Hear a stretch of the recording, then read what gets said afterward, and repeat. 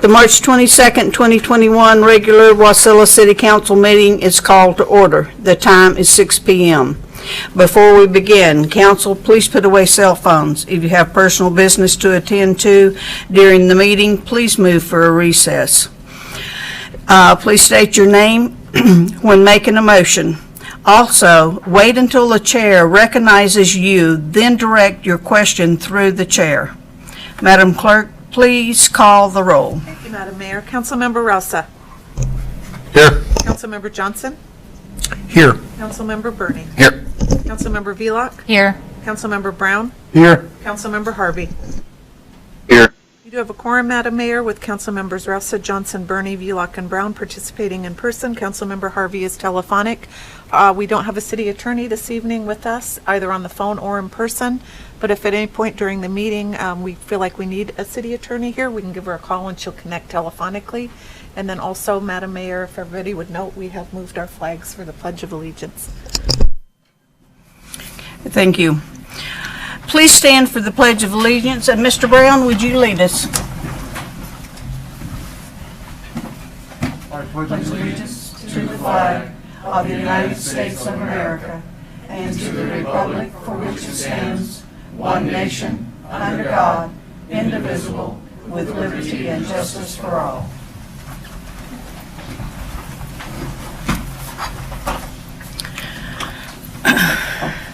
The first item of business is approval of the agenda. Are there any changes? Madam Mayor, Mr. Rausa? I would certainly like to move AM number 2117 and AM number 2118 to some other place on the agenda where we might have an opportunity to discuss those things. Thank you. Okay. Are there any other changes?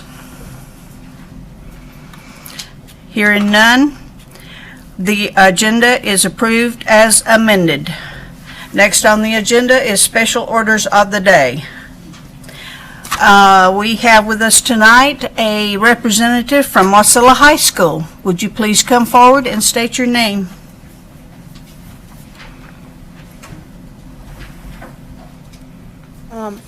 My name is Alina Buts. I am the sophomore class president at Wasilla High School, and I'm just going to do a report on what happened in the high school or what's going on.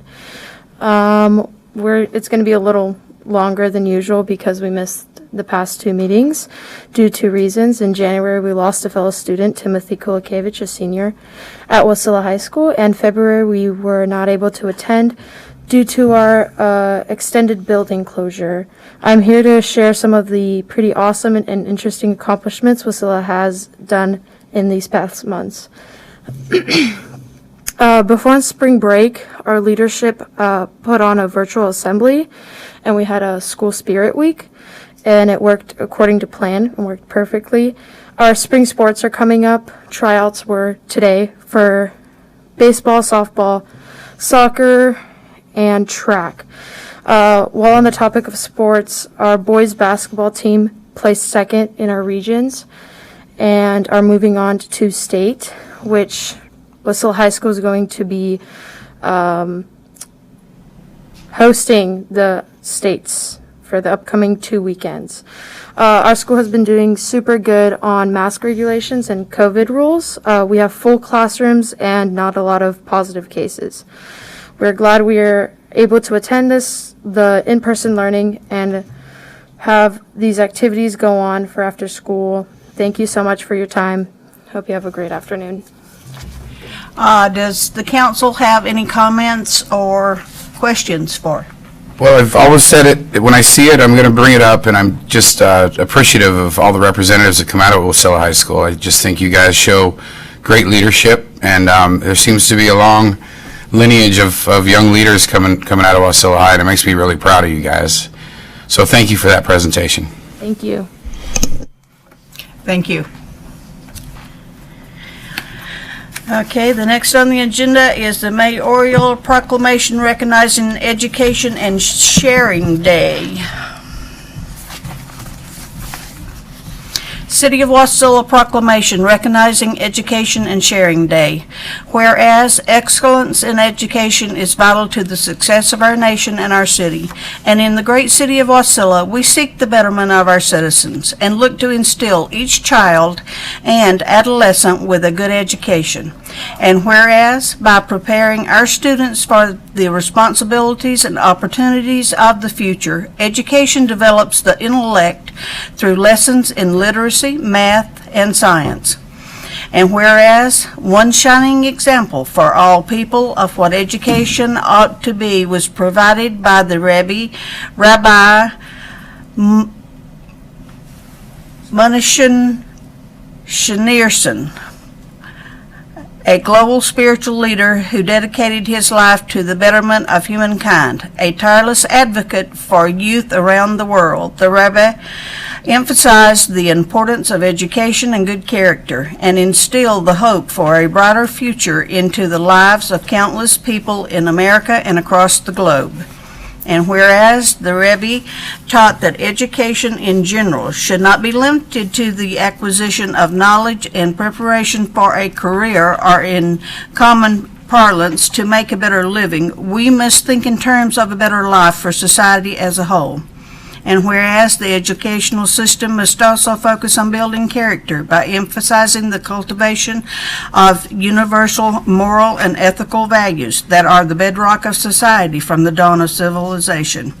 When they were known as the 7 Noahide codes, which have often been cited as a guarantee of fundamental human rights, and whereas, in recognition of the Rebbe's outstanding and lasting contribution toward improvements in world education, morality, and acts of charity, he has been awarded the Congressional Gold Medal, and the United States Congress has established his Hebrew birth date, the 11th of Nisan, as a national day to raise awareness and strengthen the education of our children, which falls on March 24th, 2021 this year, entering the 120th year. And whereas the President of the United States has paid recognition to the Rebbe's vision each year on that day by proclaiming it Education and Sharing Day USA. And whereas the character of our young people is strengthened by serving a cause greater than self and by the anchor of virtues, including courage and compassion. By instilling a spirit of service in our children, we create a more optimistic future for them and our city. Now therefore I, Glenda D. Ledford, Mayor of the City of Wasilla, do hereby proclaim Wednesday, March 24th, 2021 as Education and Sharing Day in the City of Wasilla, and call upon government officials, educators, volunteers, and citizens to reach out to young people and work to create a better, brighter, and more hopeful future for all. Dated this day, 22nd day of March 2021. Rabbi, if you would like to come forward, please.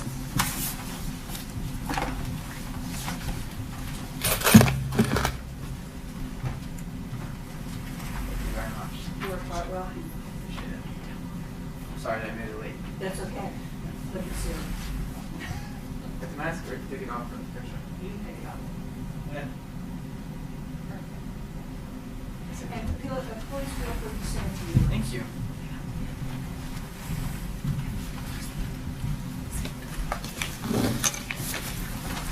Okay.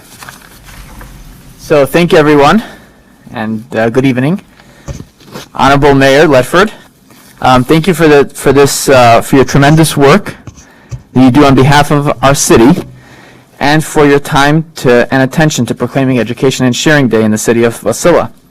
As the proclamation states, the Rebbe's birthday has been proclaimed for over 40 years as a national day to raise awareness of the core ideas of education and recognition of the Rebbe's outstanding and lasting contributions toward improvement of world education, morality, and acts of charity. The Rebbe taught that every individual, and in fact that every individual action, has an impact on the entire universe. He emphasized the importance of education and good character, and instilled the hope for a brighter future into the lives of countless people in America and across the globe. Education should not be limited to the acquisition of knowledge and preparation for a career. Rather, the main attention should be on the building of character, with emphasis on moral and ethical values. The Rebbe's teachings and ideals have become ingrained in our society and inspire millions in our country and throughout the world. We are still in the throes of a pandemic that has disrupted our way of life in so many ways. Yet from the uncertainty and fear of it all, there are shining rays of hope. In conversations with so many educators, parents, and students, it is clear that this unprecedented disruption to traditional educational models has provided a perfect setting for us all to reevaluate what education is really all about. People are influenced by things they do rather than but what they are taught. The Rebbe encouraged every child, and in fact every person, to have a dedicated charity box, which I have right here, in their home or in their office, and to give money to charity daily. When the box is full, count the cash and write out a check to a worthy cause, or to give the total amount to someone in need. It's not about the total amount donated. It's more about the consistency of giving that has an indelible impact and transforms us into givers. Ensuring that our children nurture the inherent goodness that they have by causing kindness to become a routine in their lives is a profound way to nip hatred in the bud and develops a society known for its unity, cooperation, and empathy for each other. May God bless us all in our wonderful city, that we succeed in accomplishing just that, to prepare our corner of the world for an era of true peace and tranquility for all, by the coming of Mashiach. And I would like to start off with my charity, and it's a $10 bill, but even a $1 bill is good too, in a charity box, to do a good deed. And thank you, everybody. And I would like to also present the mayor with a gift, a book that was a New York Times bestseller about the Rebbe, and it's all about Education Day as well. Thank you, sir.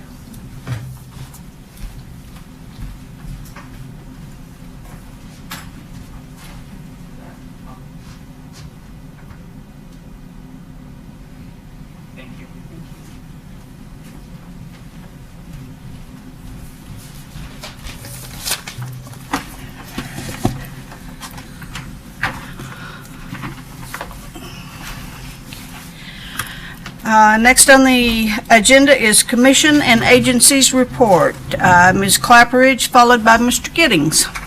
Thank you, Madam Mayor. The Parks and Rec Commission met on March 10th and discussed and passed was a resolution in support of the Wasilla Youth Soccer Association to move forward with the field development at the Bumpus Ball Field Complex. And that resolution now is going to move into the Planning Commission, which it'll be held there. Commission also made a motion to draft a resolution in support of the Alaska Long Trail, which goes from Seward to Fairbanks. Skate the Lake event was this past Saturday from noon to 1:30 at Wasilla Lake. We had a great turnout, although it was a little chilly with a tremendous wind chill factor, but we still had some groups that came out, skated for a little bit, and then enjoyed a little hot cocoa and some cookies.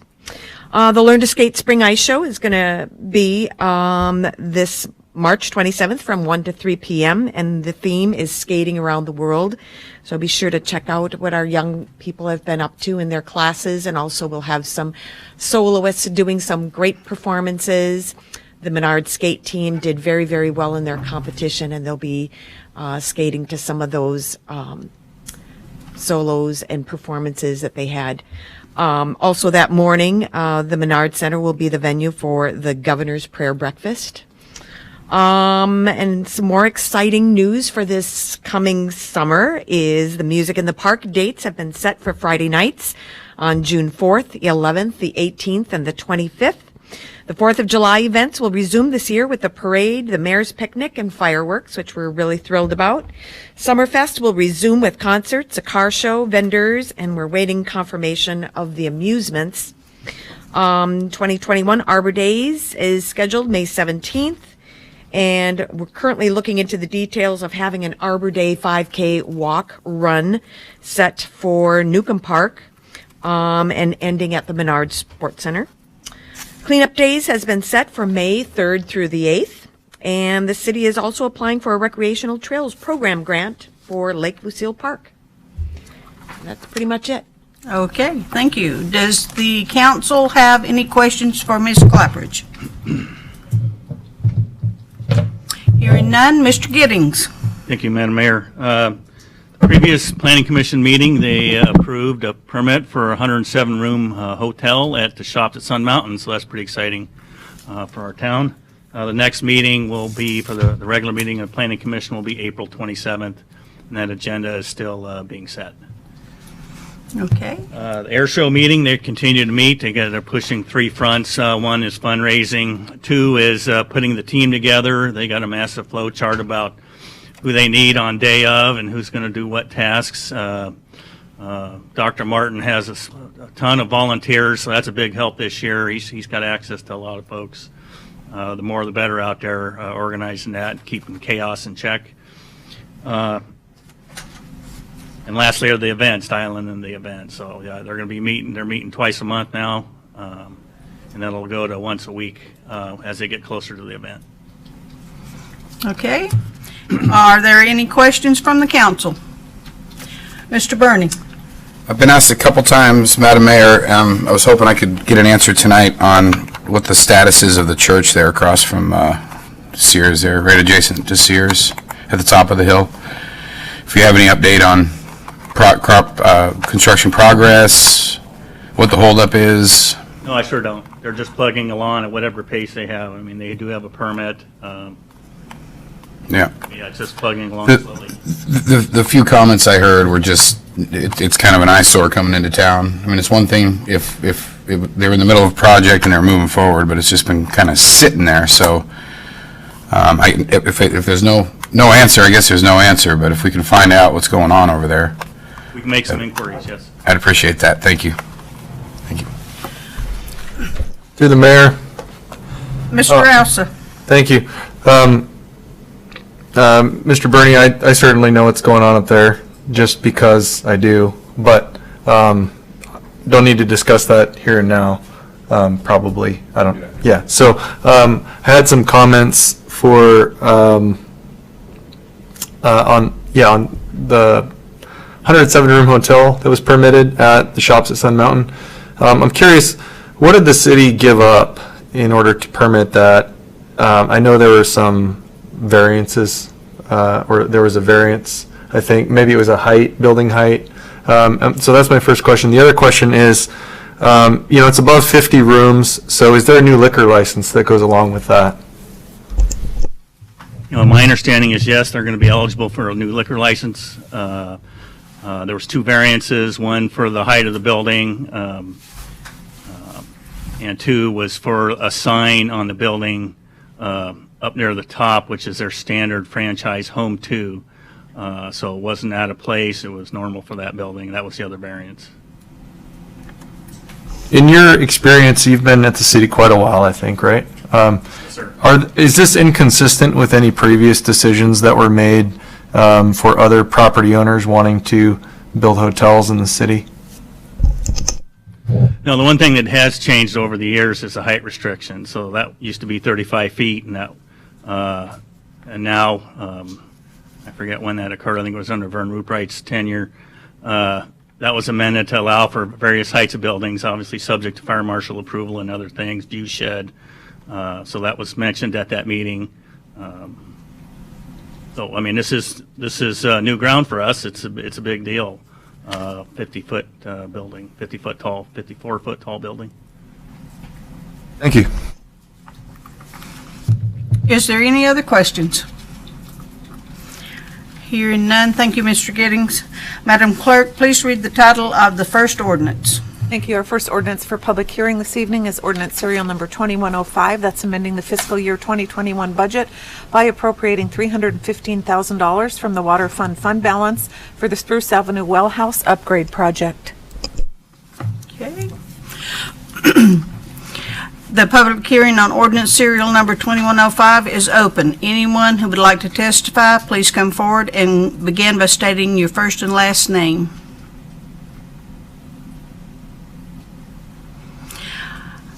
Hearing none, we'll close public comment. And I need a motion. Madam Mayor, I'd like to move ordinance serial number 21-05. And a second. So I second that. It's been moved by Councilmember Burney and seconded by Councilmember Velock to adopt ordinance serial number 2105. Is there any discussion? Madam Mayor? Mr. Burney? Just wanted to clarify that this was one of the public works projects that we reviewed in last year's budget. That's correct. We had started it. We didn't have a full budget put together at that time, so we were just in the engineering stages. Thank you. Any further discussion? Hearing none, would you call for the vote? Thank you, Madam Mayor. Councilmember Rausa, how do you vote on the adoption of ordinance serial number 2105? Yes. Johnson? Yes. Burney? Yes. Velock? Yes. Brown? Yay. Harvey? Yes. The motion to approve ordinance serial number 2105 passes unanimously with Councilmembers Rausa, Johnson, Burney, Velock, Brown, and Harvey in support.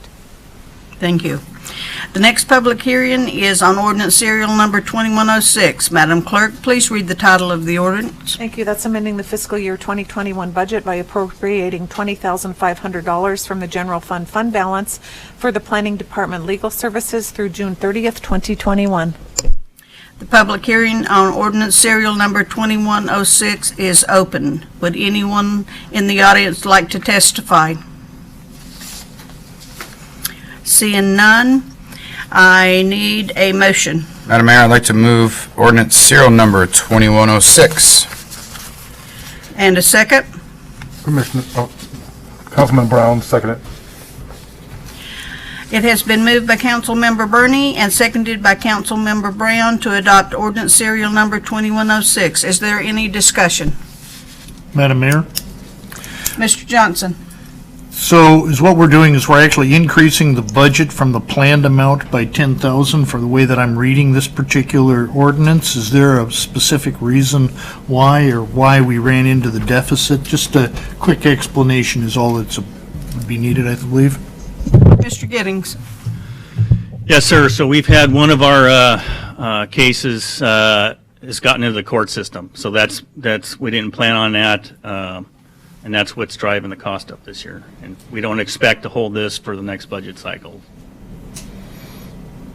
So you believe this will be enough to cover the legal costs in the... Through what we're doing and through normal normal attorney work through June 30.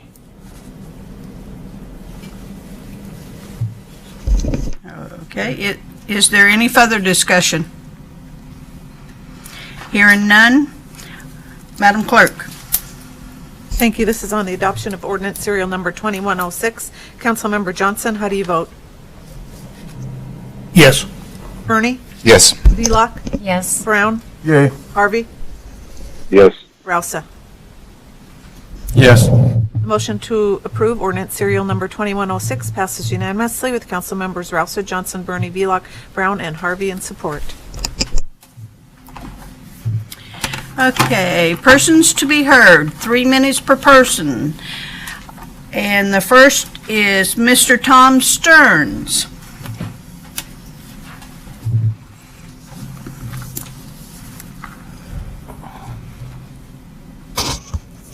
Good evening. My name is Tom Stearns. I'm the Senior Ambassador for the Wasilla Area Seniors Incorporated. The WASI is open. Everything that we did before the pandemic, we're doing now. And so everything is going. We have a building going up.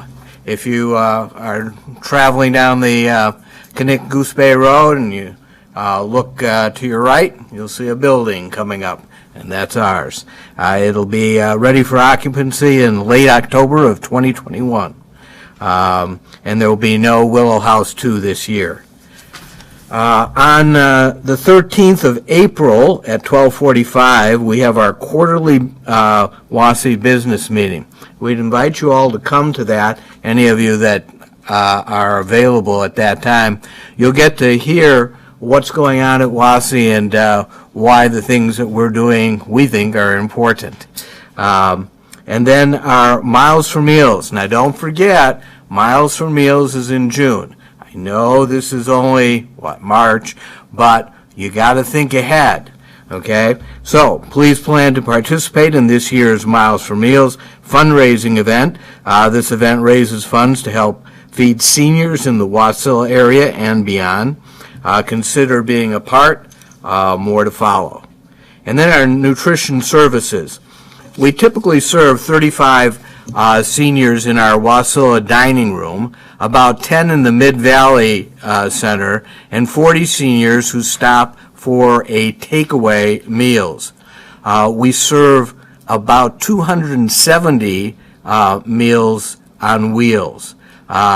You will recall that we have won a grant from the state of Alaska to purchase 2 Subaru vehicles for our Meals on Wheels, and that is being taken care of as we speak.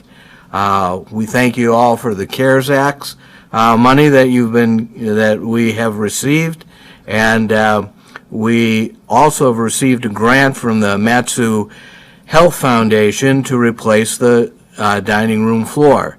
It is completed and looks great, and we would love for you to see that. So we would love for you to come and have a meal with us, or just come in to look at the floor, but come in and have a meal with us and talk with the people that you are serving. And then the last thing is, Chuck Foster, our CEO, is retiring. He has served for 7 years and will be sorely missed. The WASI Board of Directors is in conjunction with the Four-Acre Group Services and are moving ahead with plans to hire a new CEO for WASI. Any questions? No. Good. Thank you, Mr. Stearns. The next item, is there anyone else? Oh, Mr. Graham. I don't know how I could forget you. Come on, man. I'm just trying to save ink by not signing in there.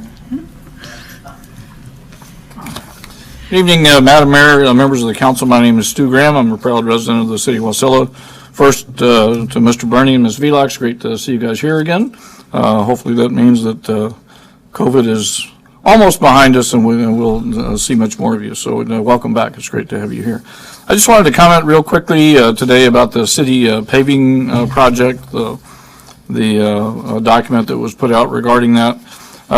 There are a couple things. Some of you may be aware that I do live on East Susitna Avenue, which is one of the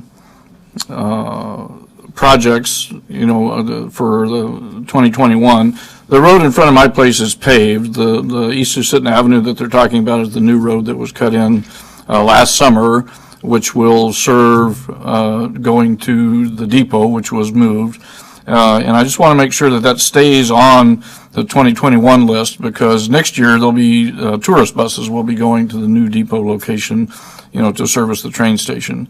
And also for the benefit of my neighbors whose the road is not paved by them, because those heavy buses and the heavy trucks running to and from Home Depot, which like to run through the neighborhood there, create a heck of a lot of dust that didn't exist there before the city put that road in. So it is the either get some dust control on that road, but definitely keep it on the list for this year, and I appreciate that fact there. Also, speaking of Susitna Avenue, the mayor lives off of East Susitna Avenue as well. Her address is not on East Susitna Avenue, but she lives on the other side of KGB. So she lives between KGB and was it Lake Street out there that runs by the park. So that road isn't on here as a gravel road because 20 some odd years ago it was paved with 1 inch of pavement. But over the years, as you may have guessed, 1 inch of pavement has turned into 1 inch of black gravel, and with all the development that has gone in there, big sections of it have been cut up and are now gravel. So I would just ask that the city take a look at adding that piece of road onto the unpaved road list to get that back there. So. And I also wanted to talk about a project for 2022 Lone Cub Drive, which is residential through street. This is a project that the city has, I won't say has put off for years, but it hasn't done for years because there was a city employee that lived on that street. But you've got a great street through a great neighborhood, which is almost fully developed, and then it just stops. the pavement stops and turns to gravel and then goes past this guy's house and then it turns to pavement again. So, please keep that on the list. I mean, it's really odd and it's a busy through street. But I appreciate all the work that the city is doing, and once again, welcome back. Thank you, Madam Mayor. Saving my ink here. Thank you. Thank you, sir. Pushing high grades, too. Told me earlier. Yeah. And just remember, Stu wanted my street paved, not me. No, I did not. Okay, is there anyone else that would like to testify? Seeing none, we will close public testimony and we will go to the consent agenda. Does the council have anything to pull? I thought that we had, Madam Mayor, I Yes. thought we had already pulled those two items. Right, I understand that. 2117 and 2118 is moved to new business. But is there anything else to pull? Madam Mayor, please read the consent agenda. Thank you. Items for approval on our consent agenda are the regular meeting minutes of March 8th, 2021. We have no introductions, nor do we have any resolutions, and we have one action memorandum left. That's AM number 2116, contract amendment to HDL Engineering Consultants in the amount of $43,160 for the Spruce Avenue Well House Upgrade Project Engineering Services. Madam Mayor, I'd like to move the consent agenda. Is there a second? Second by Councilman Johnson. It was moved by Councilman Burney, seconded by Councilman Johnson.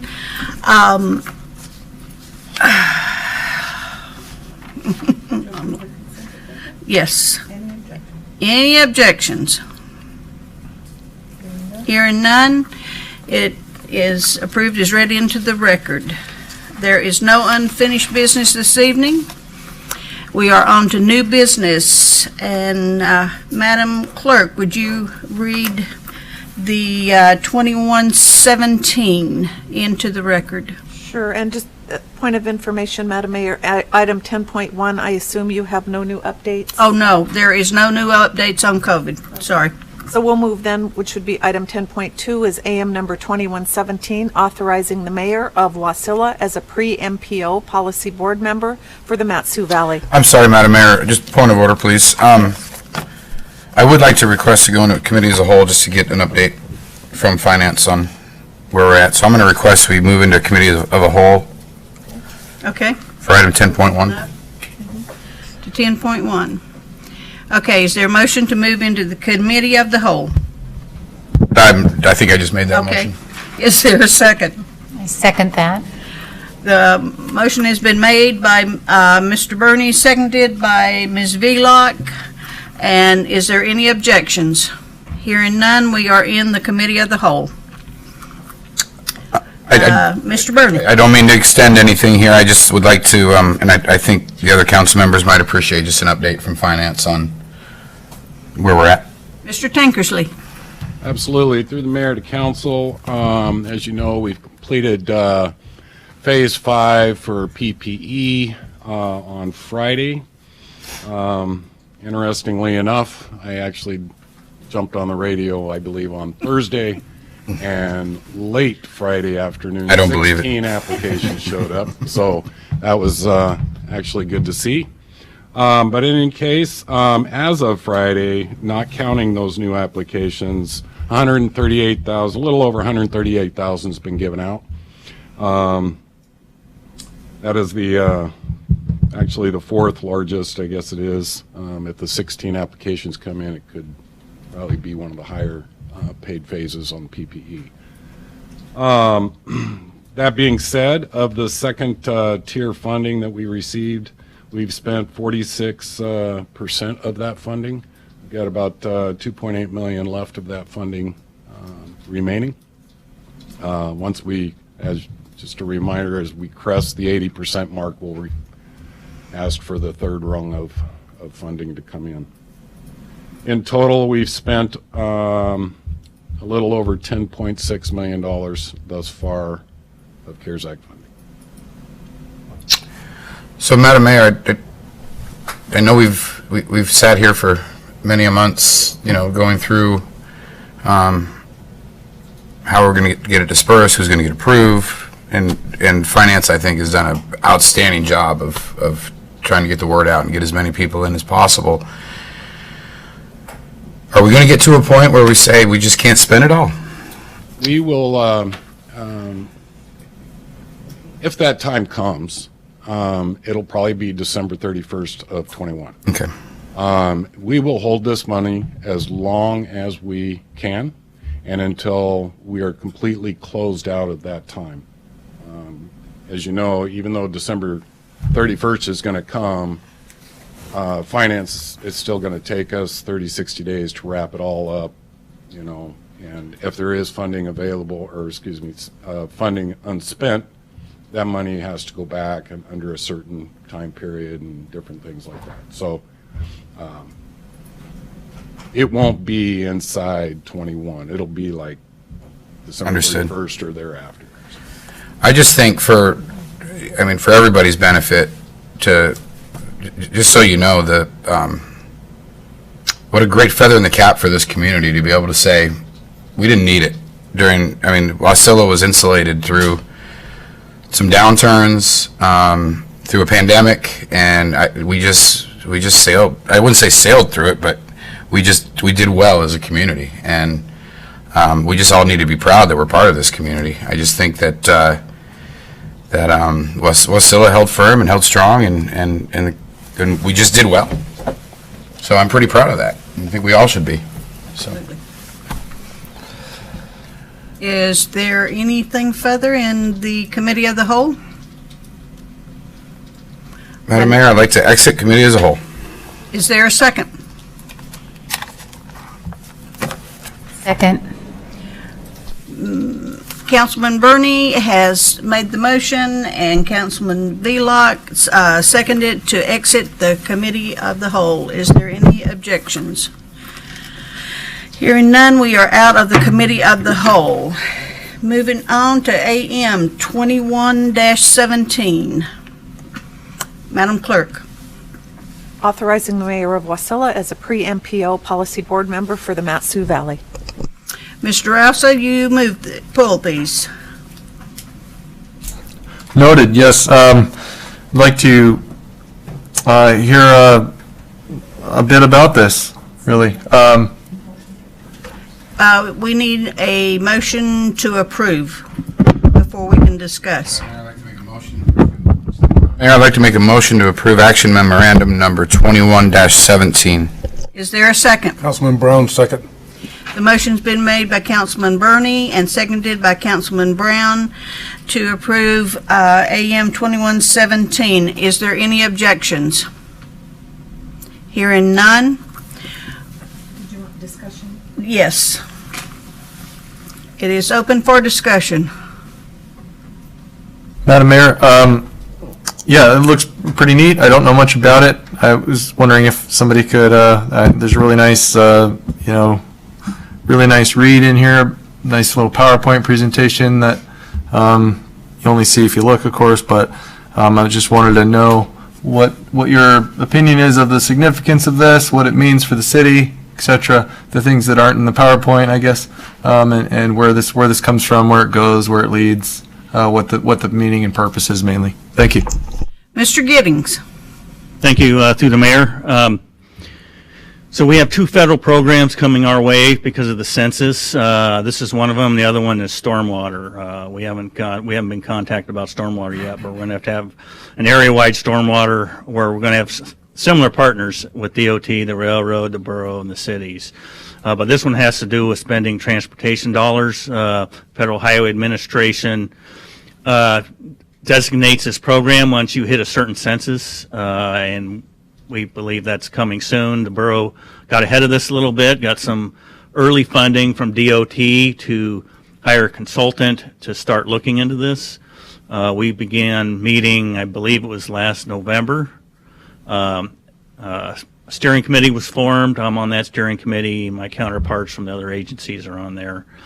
So we've been learning this process, and the consultant has been providing us information. Now we're coming to the point of needing to make decisions. But this board, what's going to happen is there's going to be federal monies every year that this board will be like this council. Projects will be vetted through a technical committee and brought up to a policy board, and they'll be voting on a budget every year. What's the priority? How did you come up with this?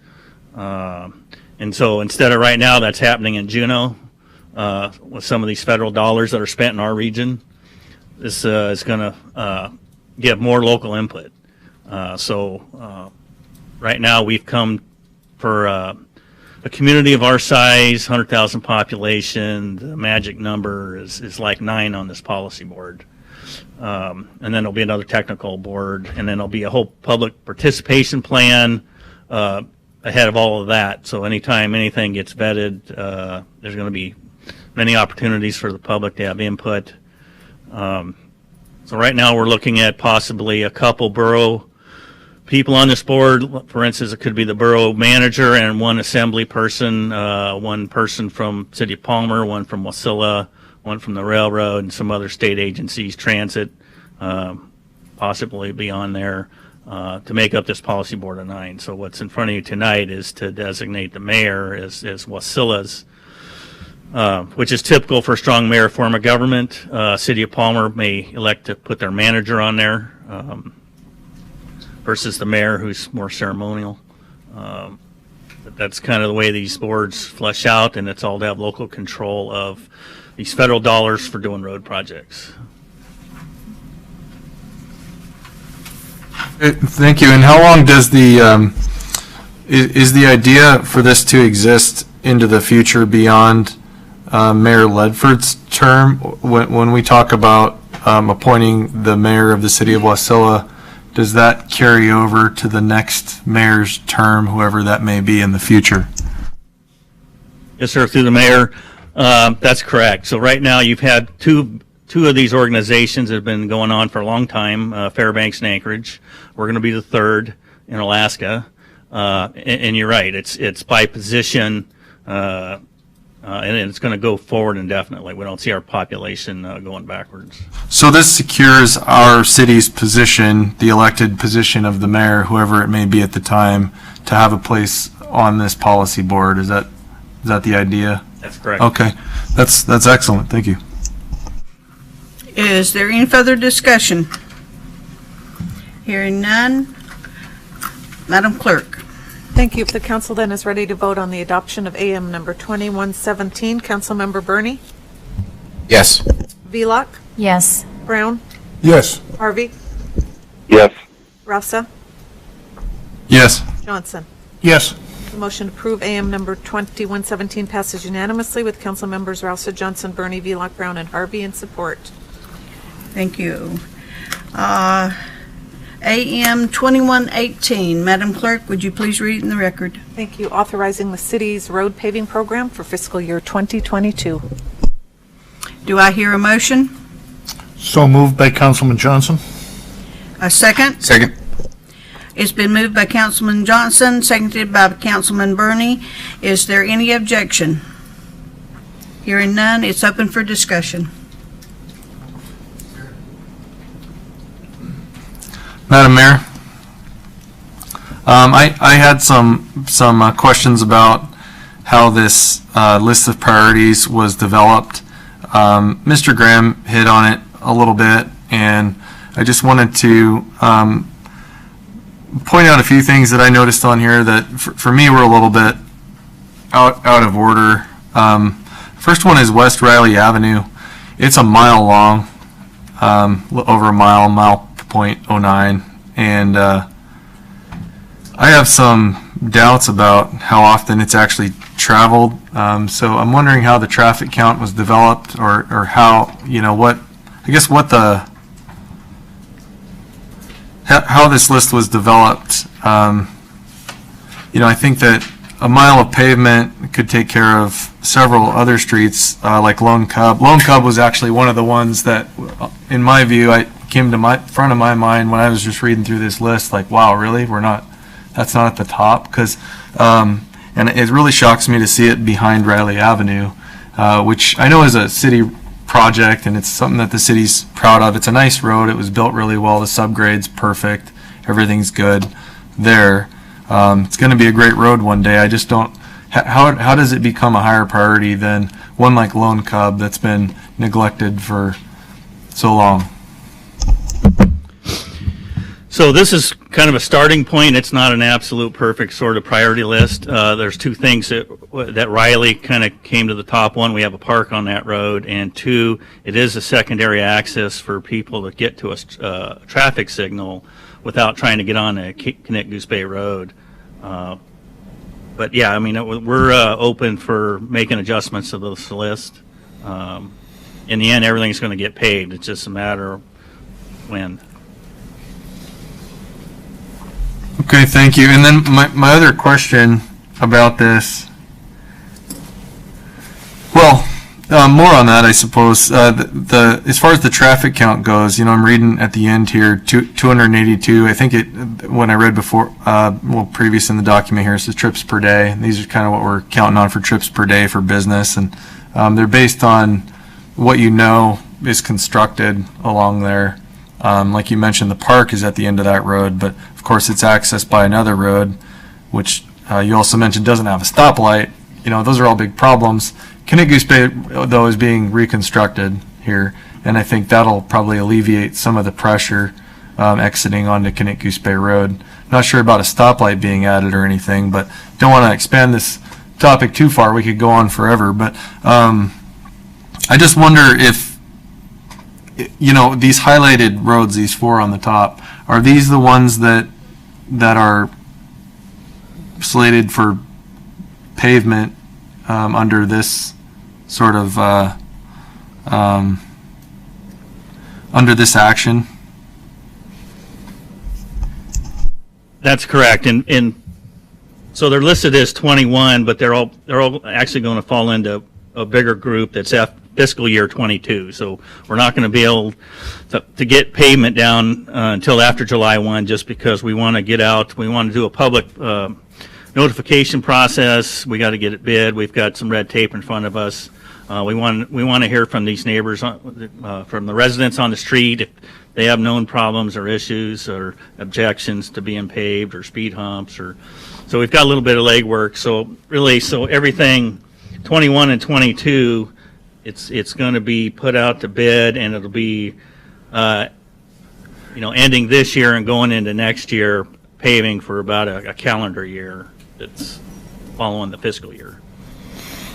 Okay, thank you. So that helps clear up a lot, actually. So everything I see in 22, I did kind of miss that bit. Blame me for that one for sure. But so Riley and Lone Cub are kind of in the same ballpark then.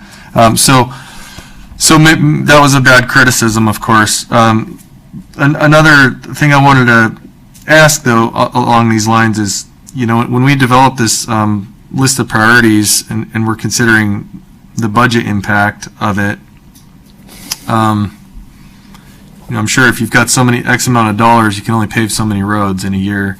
So my question is, these roads are in various states of disrepair, various states of, some of them are probably ready to just get asphalt dropped on top of them.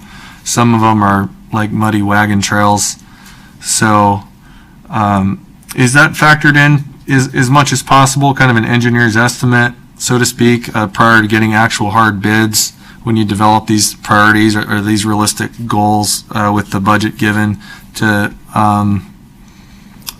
construct these roads in a way that looks forward, to make sure that we don't have 1 inch of asphalt that degrades and turns into black gravel, or that maybe even allows for a stormwater. You mentioned in the previous discussion, your previous presentation about the mayor's appointment to that board.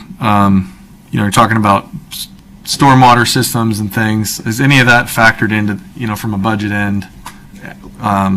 Can any of that infrastructure be included here, or was that factored in? Developing the list of priorities? It was in the fact that tried to apply some real numbers to it, but they're all going to be done on a case by case. There's going to be bid quantities. These roads in the spring are going to be evaluated further when we put the bid list together, and some estimates, like you say, some of the ones like Riley is pretty sound. There won't be a large bid quantity to X out there. Lone Cub, I just put a lift on last fall. So my deputy director back here, Mr. Walden, it's his. That's what he's done for 10 years at the borough, doing roads, evaluating roads. So he's going to be evaluating the roads. We've also got with my the roads maintenance supervisor. So when we put this out to bid, they're going to do more detailed estimates. But the estimate didn't necessarily drive the priority. It just, some projects are going to be pushed out or fit into any given year. But the road itself is a priority regardless of the state it's in. Okay, thank you. Your answer is much better than my question. I apologize for being all scatterbrained on that. Wasn't exactly sure how to assemble that thought, but I appreciate your response. Madam Mayor, Councilman Johnson. Based on my conversation earlier today with Archie on this issue, I believe that we need to make some adjustments in terms of moving up some road projects from the 2023 year to the 22, and as we heard from even public discussion tonight, maybe 21, depending on what we can actually afford to do. Therefore, I would like to move or amend the paving schedule so we can move East Depot Road and a portion of Robert Street from the to the 22 year from the 23 year. Pardon me for not even being able to read my own notes here.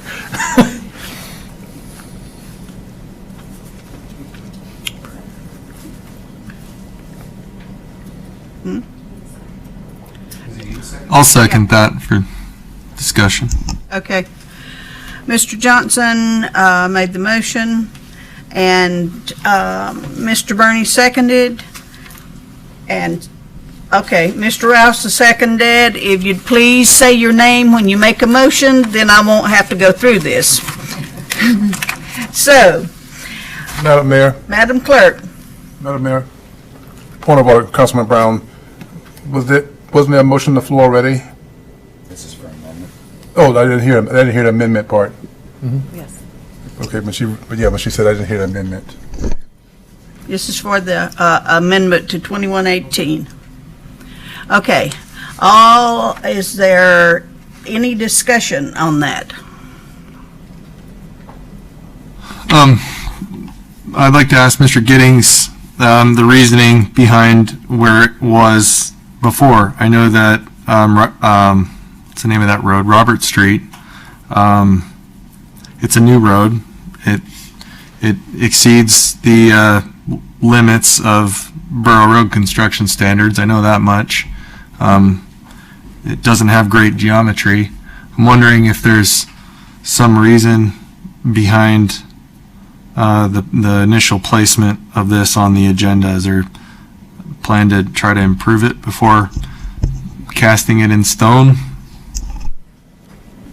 So HDL did all the geometry on that road, and it meets minimum specs. It's a tough hill to get up, but we fit it in the best we could, so it's ready to pave. I got a water line under it, and we got guardrail on it. I'm quite confident of paving that road as it is. What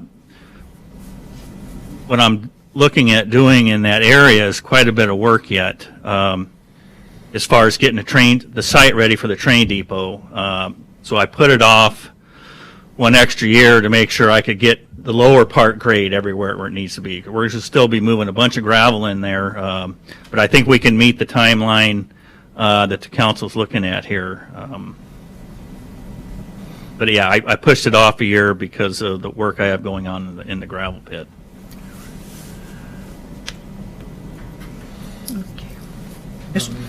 Mr. Brown. Maybe I misunderstood something, but I thought the list that you presented, as you said, was. Oh, no, I'm sorry. Yeah. Sorry.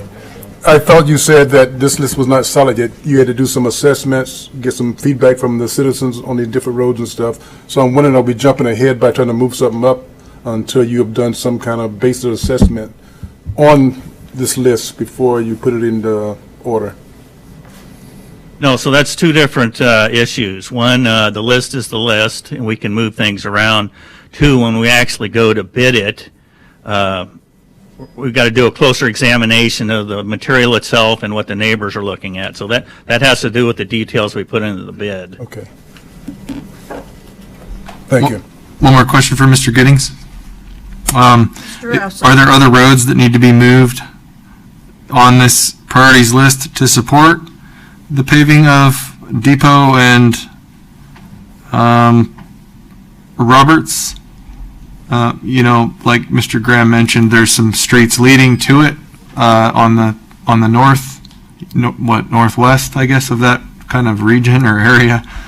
So is there anything else on this list that needs to shift in support of this? Well, just to, I guess, further clarify, so when Mr. Walden identified this as, and I don't know if this is going to get to your answer, but East Depot Road actually includes Robert Street, which is coming down the hill. Depot Road is through the pit, and then a little bit of Susitna comes out the pavement again. So that line item paves a full length. I'm not sure what other roads in the area that you're referencing.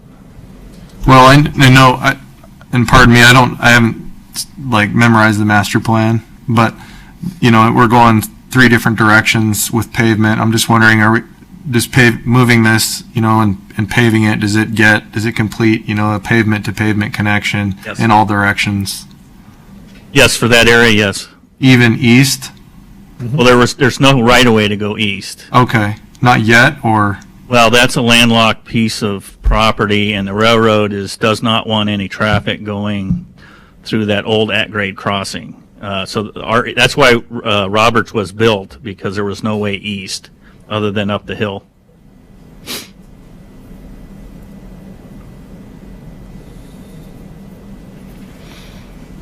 Mr. Burney. I'd like to thank Mr. Rausa for bringing this forward. It actually highlighted a couple things that I would have gleaned right over. But I want to make sure, so is our cost per mile in the 6 figures or 7 figures, or how's that being calculated? I realize it's not a number you can just drop down, but because every road's a little bit different. But sure it is. I can do that. Okay. Sorry, to the mayor. So just strip paving costs, historically, I can bid it, and it'll come in just under $3 a square foot. So that's taking a good gravel road and just shaping it, putting D1 down, and I want to say that's $300,000 a mile. Okay. So then everything else just it goes on top of that. If I have to dig something out, I got to add culvert. I guess this is a good place to jump in here. So I need one more piece of legislation coming your way soon to actually pull this off. So the way the code reads, unless it's a major collector, and you can define that in a lot of ways, it's mandatory to be an LID, which means the neighborhoods have to participate. So we've paved everything with grants and things that we could even call a collector, but well, we got some newer roads here that fall into that easy, but like going into some of these neighborhoods, we need to do a code change to have more flexibility. Now, if we're just strip paving, I support that fully, that the city pays 100%, because it's better for maintenance, it's dust control, it's an immediate thing. Now, if there's going to be a lot of more amenities in an area, if they want sidewalks, storm drains, street lights, then I can see going into LID mode, and that's a huge public process. It's a lot of work on the administration's part. So I don't think with the budget we have that it's that necessary if we're just going to strip pave in neighborhoods. I think we can go in there and do that. We're ahead on maintenance instead of trying to go through a whole public process and getting all the mailings out there, getting everyone to vote to pay 1/3, assess their properties 1/3 value. So it's like an impact fee to the neighborhood. Yeah, an LID, Limited Improvement District. So I'm proposing to bring that as part of, in the next month or so, a code change that gives us flexibility in certain cases to not require assessments on properties if we're just strip paving. Understood. One thing I have noticed too is that our current service provider for road maintenance on the gravel roads does a relatively good job of keeping them compact and smooth, and for the most part rutless. I know it's hard, especially the weather that we get. I know the roads that I frequent anyway, they seem to do a pretty good job of keeping them maintained to a point where it just might be, a little primer and a couple inches of, what do you got, a base coat and a wear coat, basically when you're paving these secondary roads. One thing that I want to make sure, it has really, it's relevant to roads, but not really relevant to the gravel roads. And I just want to make sure it stays on the radar, and that's the Fern expansion. I'm just getting really worried about that road. It has a tendency to be a racetrack, and there's a lot of kids that live next to me, so I realize we have the creek that we have to go over to get to, from one side to the other, and that could be problematic, but I really hope we could find a way to push that up the schedule. So you bring up a good point. We also have, that's a definite need, and there's 3 agencies that are involved with that road. Yep. So that's a mega project that isn't intended for this, but that road needs paving like right away just to keep it from unraveling on the city part. And Peck's another one. So we've got, as part of the city's overall paving, which isn't on this list, but we got to keep up with pavement that's failing. And so on that priority list is Fern and Peck. Just to be clear, but you're right. That needs shoulders. And it is on a section line. We do have room, and that's a conversation that's ongoing with the borough and DOT, because it's 3 different jurisdictions to get out the Fairview Loop. Well, if there's anything I can do to help, walk the neighborhood and put letters together, sign some sort of petition. I mean, I know everybody that uses that area to walk around and do a little exercising or whatever they do has got concerns, and it's not just my street, and it's not just the street over, but they come from Ravenwood and Althea and all the way back in that neighborhood. So our section is the issue for us up there is pedestrian. You go to the borough section, and they've got the issue with the line of sight going over the hill. But it needs a full project. I didn't mean to divert. I just wanted to make sure we were still on the same.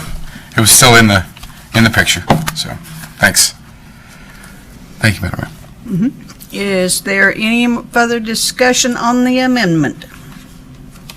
Yes, Archie, so just to remind you, on the East Depot Road area, that road was, although it has gravel on it, this last go-around, we did not put any top or Class 5 on top of it. So it ruts out very, very badly. And considering that it is now really with the connection between Roberts Street and the Depot Road, that is actually becoming a real collector and thoroughfare with a high increase in traffic. So that's where I am really concerned with that as not being improved in 2021, and even so pushing it to 2022. I realize that you have your particular concerns on that, so I would like to move that as far up the list as you possibly can, because certainly you're going to have to put a filler on the top of it even if you don't pave it this year. Well, that's correct. We did do that on Robert Street because of the hill. It rutted extremely bad. Yes. And we did exactly that. And as soon as I'm going to be running rock trucks right over that road, moving gravel from one corner to the other, and as soon as we can stop doing that, then I can get some topping on that road and get it paved. Yep.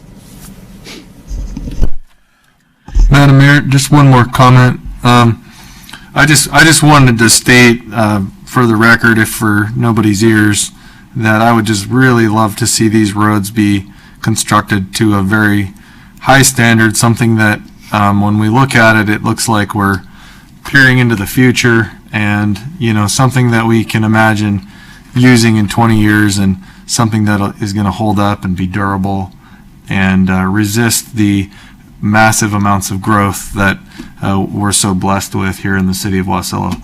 So those are my comments. Thank you. Any further discussion on the Change amendment? weather. It's tough. Can I get a restatement of the amendment, please? Yes.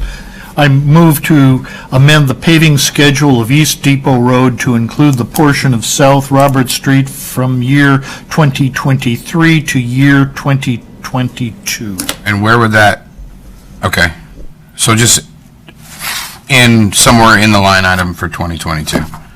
No specific order? It's about the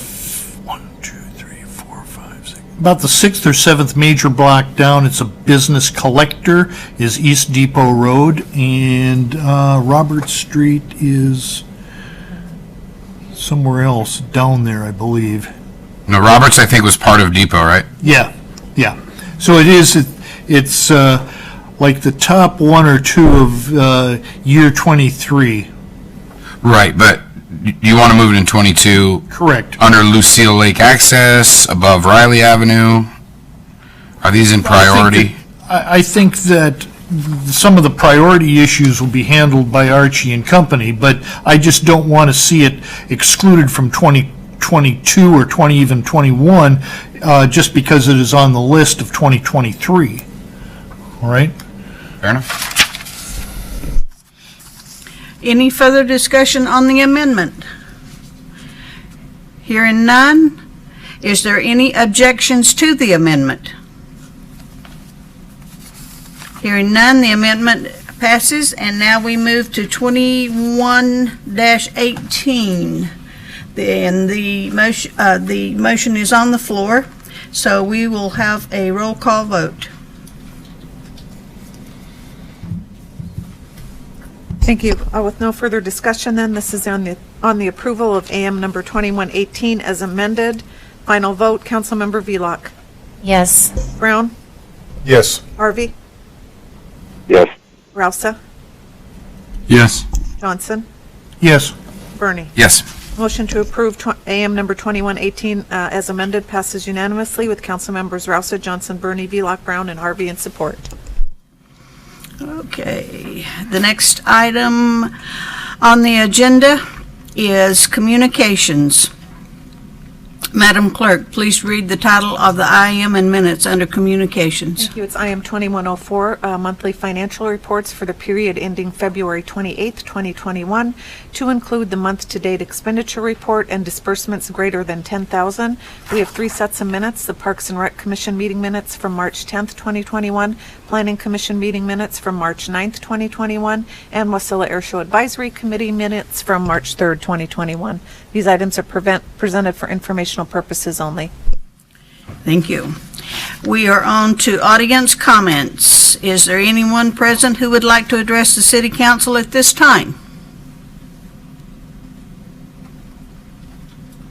Seeing no one, then we will move on to council. Councilmember Rausa.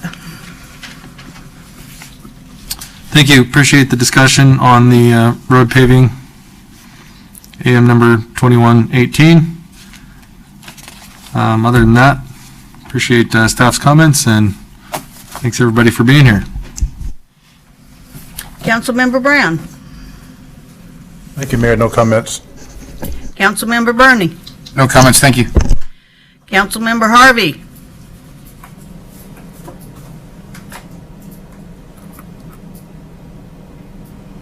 Councilmember Harvey.